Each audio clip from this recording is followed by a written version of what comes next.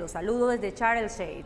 Me encuentro aquí acompañando al presidente Gustavo Petro en una gira internacional más desde que llegó a ser presidente de la República. Y es que esta es la segunda intervención que hace ante un organismo de las Naciones Unidas. En esta oportunidad le habla a la Cumbre de Cambio Climático que se desarrolla aquí en Egipto, donde elevó su voz para que la comunidad internacional tome conciencia sobre los daños que causan los desastres naturales a causa del cambio climático.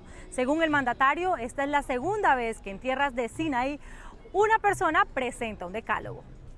Es hora de desvalorizar la economía de los hidrocarburos con fechas definidas para su final y valorizar las ramas de la economía descarbonizada. La solución es un mundo sin petróleo y sin carbón.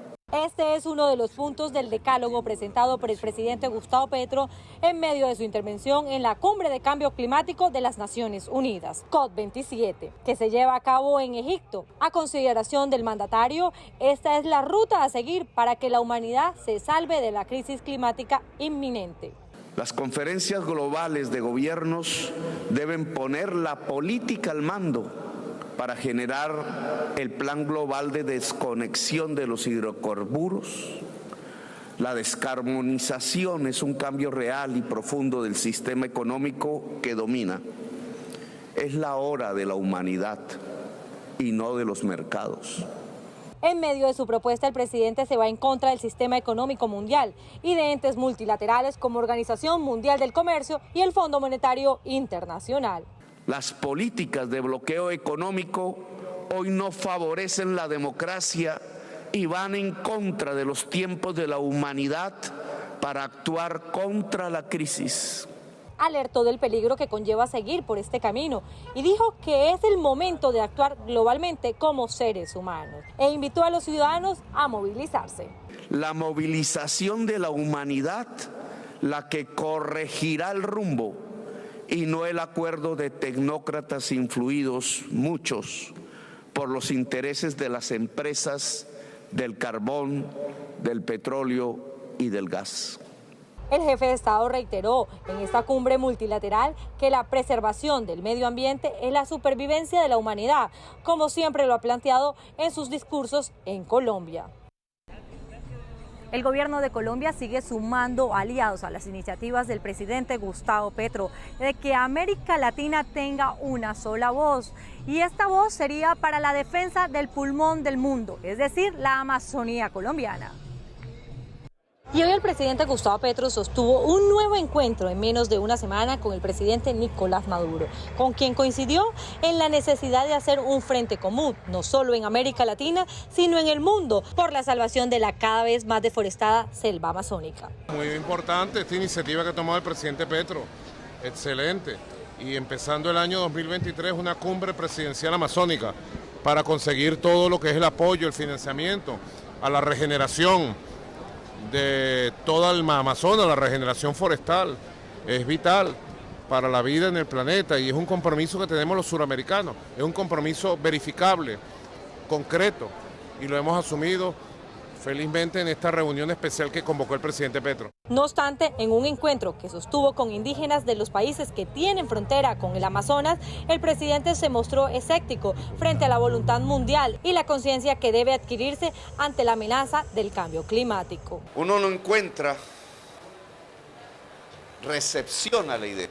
Unos países porque están esperando limosna, como la oportunidad de recibir un dinero gracias a que existe el problema. Otros países, porque lo que están viendo es una oportunidad de mantener las condiciones que propiciaron la crisis climática sin ningún tipo de sacrificio en sus estándares de vida, de consumo desaforado de las riquezas no renovables de la tierra. Y otros, porque ven aquí una oportunidad de ganancia.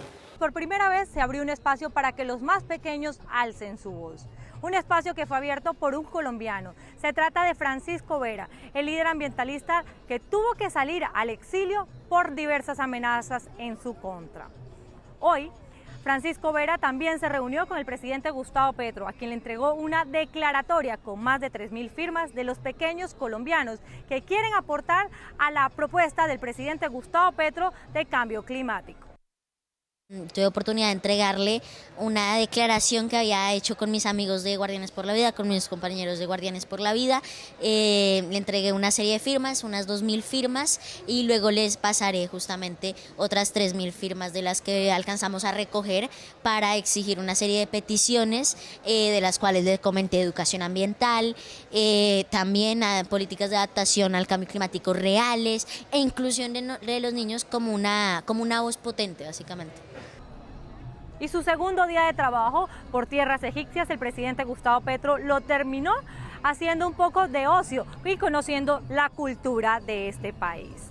Mañana el presidente Gustavo Petro se despide de la COP27, donde presentará lo que es su propuesta en torno a la transición energética para Colombia. Posterior a esto viajará a Francia, donde hablará de la paz total, otro de los pilares de su gobierno. Desde Sharm el Sheikh, en Egipto, se despide Ingrid Karina Soler, Red Más Noticias. Por segunda vez en grandes foros internacionales, el presidente Gustavo Petro esgrime sus argumentos sobre la importancia de luchar contra el cambio climático, y no solo eso, no solo la importancia, sino también el liderazgo que se puede ejercer desde América Latina en esa lucha. La primera vez lo hizo en la Asamblea General de Naciones Unidas, la segunda vez en este escenario privilegiado de la COP27, una COP27 que, entre otras cosas, deberá sacar entre sus conclusiones el que las metas fijadas por el Acuerdo de París fueron insuficientes y que los mecanismos que se han establecido a partir del Acuerdo de París han sido ineficaces para lograr que el mundo se vaya moviendo hacia una reducción de las emisiones de gases de efecto invernadero a la velocidad que se requiere. Y es justamente esa frustración sobre esa inoperancia de las instituciones, inoperancia de las reglas, inoperancia de los procesos que se han establecido, la que hace que brille con mayor importancia esa voz de América Latina, y en concreto en este caso la voz del presidente de Colombia, defendiendo la importancia de hacer esa transición energética de la manera más acelerada posible. Sin embargo, a pesar de que ese propósito es plausible y a pesar de que ese liderazgo tiene el mejor momento internacional para ser escuchado y para ser fortalecido, tiene también factores en contra. El primero de ellos, dentro de su decálogo, el presidente Gustavo Petro reiteró algo que ha dicho internamente también. Ustedes lo han oído, dice que la única solución es un mundo sin petróleo y sin carbón. ¿Por qué esa solución puede no ser tan viable desde el punto de vista de la ejecución del decálogo del presidente Gustavo Petro? Pues por dos motivos. El primero de ellos, porque sabemos que en Colombia no generamos ni siquiera el 1% de las emisiones de gases de efecto invernadero, y sin embargo esta administración, la del presidente Gustavo Petro, quiere que Colombia se quede con el pecado de quedarse sin poder explorar y explotar petróleo y explorar y explotar carbón a mediano plazo, y también logrando de esa manera que haya problemas macroeconómicos, problemas cambiarios y problemas fiscales, sin que eso le haga casi que ni cosquillas al problema global, porque somos muy chiquitos desde la perspectiva del problema global.